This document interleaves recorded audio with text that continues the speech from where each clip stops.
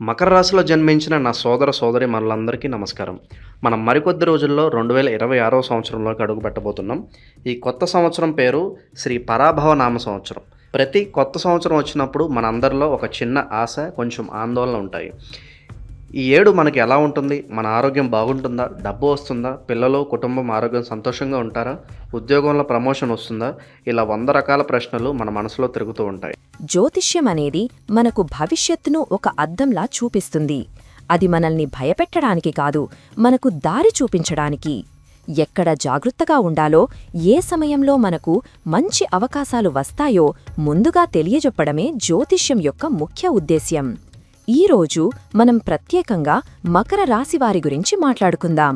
2026వ సంవత్సరం నుండి 2027 వరకు మీ జీవితంలోని ముఖ్యమైన గ్రహాల సంచారం అంటే ప్లానెట్ల మూవ్మెంట్ ఎలా ఉంది, దానివల్ల మీ జీవితంలో ఎలాంటి మార్పులు రాబోతున్నాయో చాలా వివరంగా తెలుసుకుందాం. జ్యోతిష్యంలో మనం ముఖ్యంగా కొన్ని గ్రహాలను చూస్తాం: శని, గురువు, రాహువు మరియు కేతువు. ఈ 4 గ్రహాలు ఎక్కడ ఉన్నాయో బట్టి మనం మంచి చెడులు చాలా వరకు ఆధారపడి ఉంటాయి. శని, మీ మకర రాశికి శనిదేవుడే అధిపతి, అంటే మీ ఓన్ బాస్. ఈ సంవత్సరమంతా శనిదేవుడు మీ 3వ ఇంట్లో అంటే మీనరాశిలో ఉంటున్నాడు. 3వ ఇల్లు అంటే ధైర్యం, పరాక్రమం, ప్రయత్నం, తమ్ముళ్ళు, చెల్లెళ్ళు ఉండే స్థానం. మీ స్వంత అధిపతి అయిన శని ఆ ఇంట్లో ఉండటమనేది మీకు ఈ సంవత్సరం అన్నిటికంటే పెద్ద ప్లస్ పాయింట్. ఇది ఒక అద్భుతమైన, చాలా మంచి మార్పు. రాహువు మీ 2వ ఇంట్లో అంటే కుంభరాశిలో ఉంటున్నాడు.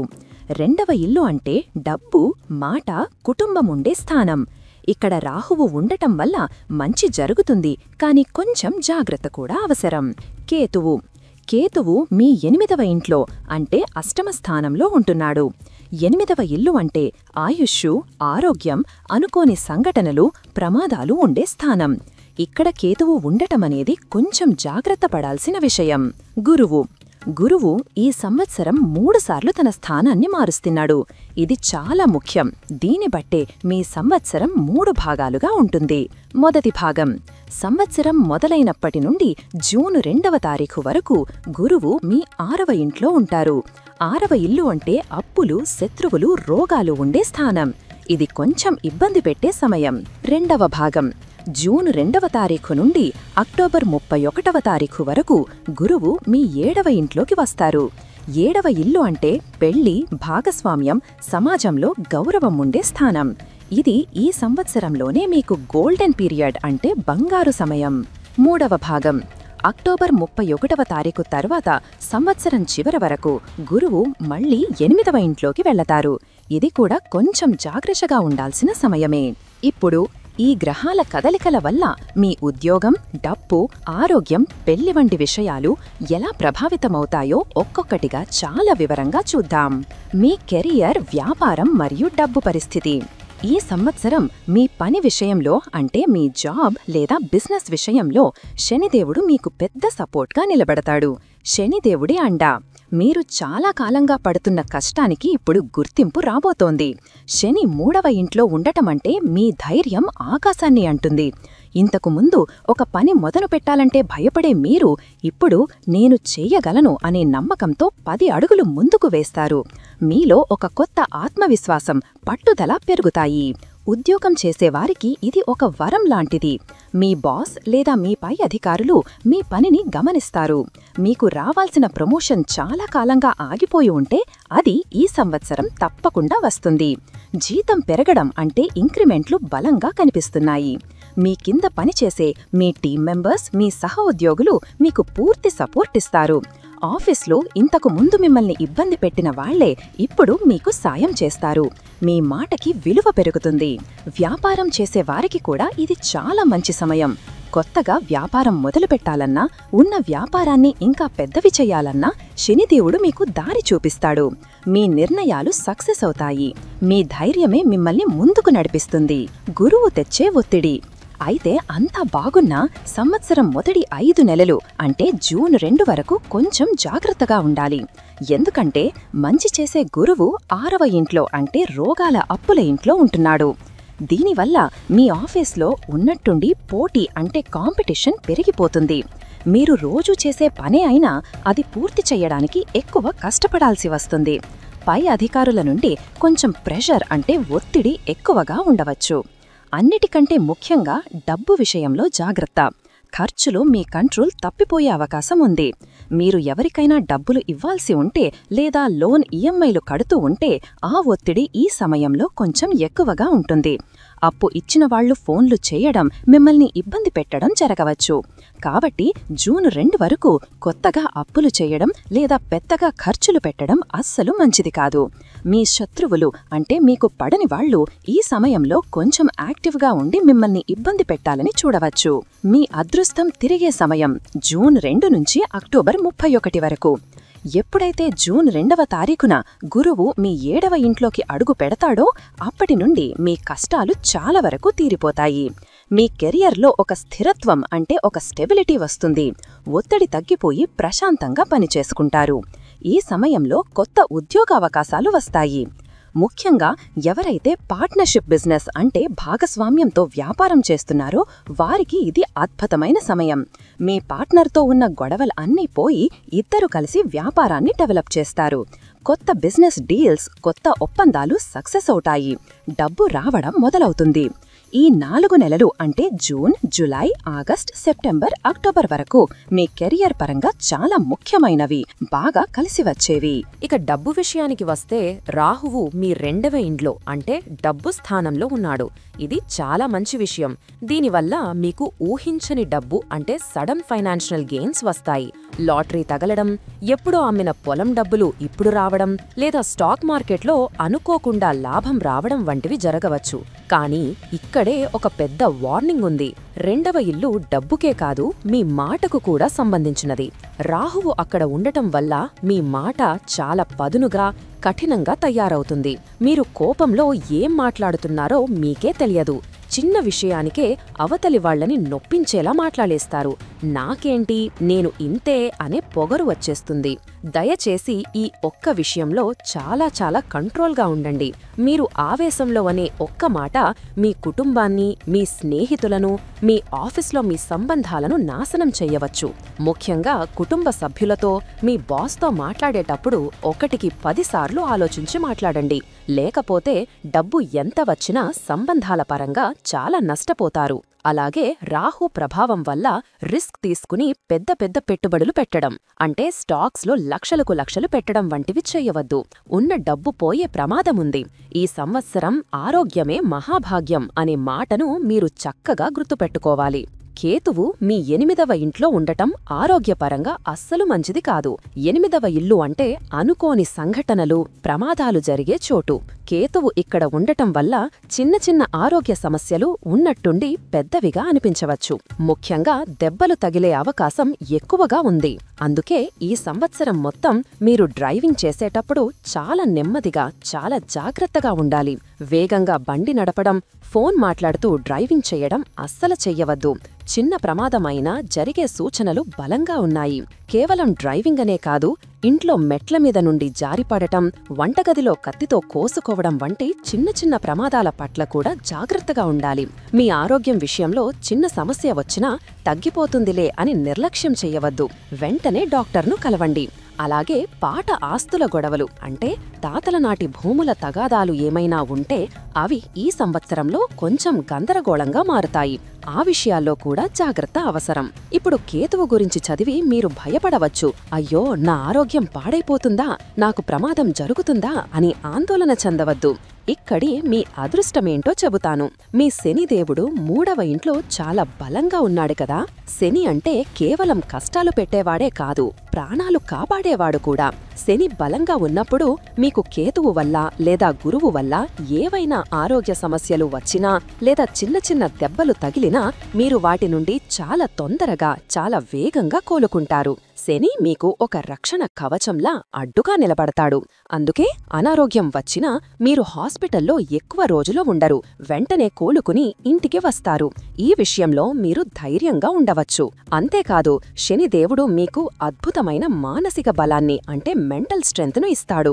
ఎన్ని కష్టాలొచ్చినా, ఎంత పని ఒత్తిడి ఉన్నా మీరు కుంగిపోరు. ఏదైతే అది అయ్యింది, నేను చూసుకుంటాను అనే ధైర్యంతో ముందుకు వెళతారు. కేతువు 8వ ఇంట్లో ఉండటం వల్ల ఒక మంచి కూడా జరుగుతుంది.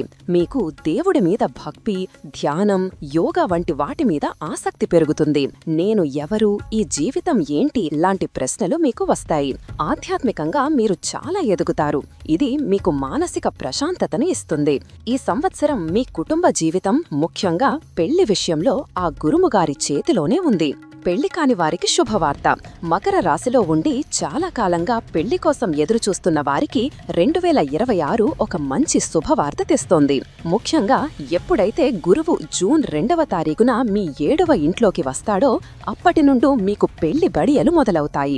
7వ ఇల్లు అంటే పెళ్లి స్థానం. శుభాలు చేసే గురువు ఆ ఇంట్లోకి రావడమే ఆలస్యం, మీకు మంచి సంబంధాలు కుదరడం మొదలవుతాయి. 2026 జూన్ 2వ తారీఖు నుండి అక్టోబర్ 31వ తారీఖు మధ్యకాలం పెళ్లి చేసుకోవడానికి చాలా మంచి సమయం. ఈ సమయంలో కుదిరిన సంబంధాలు చాలా కాలం నిలబడతాయి. కాబట్టి పెళ్లి ప్రయత్నాలు చేసేవాళ్లు ఈ సమయాన్ని అస్సలు వృధా చేసుకోవద్దు. మీ ప్రయత్నాలు ఫలించి మీ ఇంట్లో శుభకార్యం జరుగుతుంది. పెళ్లైన వారి జీవితం, ఇప్పటికే పెళ్లి అయిన దంపతులకు కూడా జూన్ నుండి అక్టోబర్ మధ్య సమయం చాలా సంతోషంగా గడుస్తుంది. భార్యాభర్తల మధ్య ఉన్న అపార్థాలు, గొడవలు అన్నీ తొలగిపోయి ఒకరినొకరు బాగా అర్థం చేసుకుంటారు. కలిసి ప్రయాణాలు చేస్తారు, సంతోషంగా ఉంటారు. అయితే సంవత్సరం మొదటి భాగంలో అంటే జూన్ వరకు మరియు ఆఖరి భాగంలో అంటే అక్టోబర్ 31 తరువాత గురువు స్థానం బాగా లేనప్పుడు కొంచెం ఒత్తిడి ఉంటుంది. ముఖ్యంగా మీ మాట తీరు వల్ల లేదా డబ్బు, ఆరోగ్య సమస్యల వల్ల భార్యాభర్తల మధ్య చిన్న గొడవలు రావచ్చు. ఆ సమయంలో కాస్త ఓపికగా ఉండటం చాలా ముఖ్యం. సంతానం కోసం ఎవరైతే పిల్లల కోసం ప్లాన్ చేస్తున్నారో వారికి కూడా ఈ జూన్ 2 నుండి అక్టోబర్ 31 మధ్య సమయమే చాలా ఉత్తమమైనది. సంతాన యోగానికి కూడా గురువు యొక్క అండ చాలా అవసరం. ఈ సమయంలో మీరు ప్రయత్నిస్తే తప్పకుండా మంచి ఫలితం ఉంటుంది. ఎవరైతే చదువు పూర్తి చేసుకుని కొత్త ఉద్యోగం కోసం ప్రయత్నం చేస్తున్నారో లేదా ఉన్న ఉద్యోగం నచ్చక మంచి జాబ్ కోసం చూస్తున్నారో వారికి ఈ సంవత్సరం చాలా మంచిది. మీకు ఇప్పుడు ఏలినాటి శని లేదు, అష్టమ శని లేదు, ఏ ఇబ్బంది లేదు. పైగా శనిదేవుడు 3వ ఇంట్లో ఉండి ప్రయత్నం చెయ్యి, నేను సక్సెస్ ఇస్తాను అని అంటున్నాడు. కాబట్టి మీ ప్రయత్నాలలో ఎలాంటి లోపం ఉండకూడదు. మీరు కష్టపడితే తప్పకుండా మంచి ఉద్యోగం వస్తుంది. ముఖ్యంగా గురువు 7వ ఇంట్లోకి మారిన తరువాత జూన్ 2 తరువాత మీకు మరిన్ని మంచి అవకాశాలు పెద్ద కంపెనీల నుండి ఆఫర్లు వస్తాయి. చదువుకునే విద్యార్థుల విషయంలో కేతువు 8వ ఇంట్లో ఉండటం అనేది ఒక రకంగా మంచిది. ఎవరైతే రీసెర్చ్ అంటే PhD వంటివి చేస్తున్నారో లేదా టెక్నికల్ ఫీల్డ్స్, ఇంజనీరింగ్ వంటివి చదువుతున్నారో వారికి ఈ కేతువు చాలా సాయం చేస్తాడు. లోతైన విషయాలను సులభంగా అర్థం చేసుకుంటారు. అయితే మిగతా విద్యార్థులకు ముఖ్యంగా సంవత్సరం మొదటి భాగంలో అంటే జూన్ వరకు గురువు 6వ ఇంట్లో ఉండటం వల్ల కాంపిటీషన్ చాలా ఎక్కువగా ఉంటుంది. మీరు 90 మార్కులు రావాలి అని చదివితే 70 మార్కులే రావచ్చు. అంటే మీరు చాలా కష్టపడి చదవాలి. కొంచెం బద్దకించినా ఫలితాలు తగ్గిపోతాయి. కాబట్టి విద్యార్థులు ఈ సంవత్సరం కొంచెం ఎక్కువ శ్రద్ధ పెట్టాలి. మీరు చెయ్యాల్సిన ముఖ్యమైన పరిహారాల గురించి ఇప్పుడు తెలుసుకుందాం. ఈ సంవత్సరం కొన్ని గ్రహాలు ఇబ్బంది పెట్టేలా ఉన్నాయి కదా, వాటి నుండి రక్షణ పొందడానికి కొన్ని చాలా సులభమైన పరిహారాలు అంటే రెమెడీస్ ఉన్నాయి. ఇవి పాటిస్తే చెడు ప్రభావం చాలా వరకు తగ్గిపోతుంది. కేతువు కోసం ఈ సంవత్సరం మీకు అన్నిటికంటే పెద్ద ఇబ్బంది కేతువు వల్లే. అతను 8వ ఇంట్లో ఉండి ఆరోగ్యం ప్రమాదాల భయం చూపిస్తున్నాడు. దీన్ని ఎదుర్కోవడానికి మీరు ప్రతిరోజు గణపతిని అంటే వినాయకుడిని పూజించాలి. గణపతి దండకం లేదా గణేష్ అథర్వశీర్షం చదవడం చాలా మంచిది. లేదా కనీసం ఓం గం గణపతయే నమః అని 108 సార్లు అనుకోండి. అంతేకాకుండా దుర్గామాతను పూజించడం కూడా కేతువు ప్రభావాన్ని తగ్గిస్తుంది. ముఖ్యంగా మీరు ఎప్పుడైనా ముఖ్యమైన పని మీద బయటకు వెళ్తున్నా లేదా డ్రైవింగ్ మీద ఊరికి వెళుతున్నా ఇంట్లో దేవుడి దగ్గర ఉన్న వినాయకుడికి నమస్కారం చేసి అక్కడ ఉన్న కొంచెం అక్షంతలు తీసి మీ తల మీద వేసుకోండి. ఇది మిమ్మల్ని ప్రమాదాల నుండి కాపాడుతుంది. రాహువు కోసం. రాహువు వల్ల మీ మాట కఠినంగా మారుతుందని చెప్పుకున్నాం.